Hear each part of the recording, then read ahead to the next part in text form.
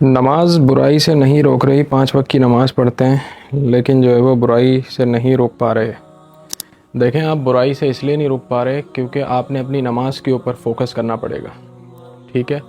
آپ اپنی نماز کو چیک کریں، اگر نماز آپ کی زندگی میں کوئی امپیکٹ نہیں لا رہی، آپ کو گناہوں سے روک نہیں رہی، اگر آپ کو برائیوں سے روک نہیں رہی ہے نا، تو اس کا مطلب آپ بھی نماز کے دوران جو ہے نا وہ اپنی دکان کا حساب کر رہے ہوتے ہیں، یا اپنی گھر پہ جو ہے وہ کچن میں بنانے والی جو ہے وہ ڈشز ہے نا، اس کو جو ہے وہ آپ سیٹنگ کر رہے ہوتے ہیں، یا گھر پہ کرنے والے کام آپ سارے نماز کے دوران کر رہے ہوتے ہیں۔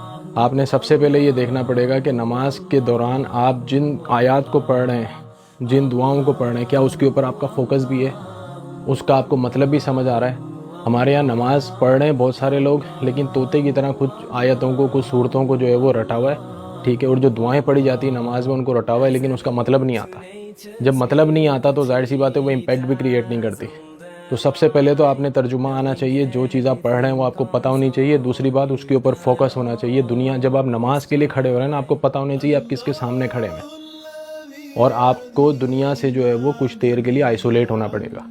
آپ کا دھیان جو ہے، آپ کا فوکس جو ہے وہ نماز کے اوپر ہونا چاہیے۔ جب وہ نماز کے اوپر فوکس آ جائے گا نا، ٹھیک ہے، تو پھر اگلی نماز کا انتظار بھی آئے گا انشاءاللہ، ٹھیک ہے؟ اگلی نماز تک جو ہے وہ بے چینی بھی ہوگی کہ جلدی سے اگلی نماز کا ٹائم آ جائے، اور نماز جو ہے وہ آپ کی برائیوں سے آپ کو روکے گی بھی، ورنہ ایسی نماز جو ہے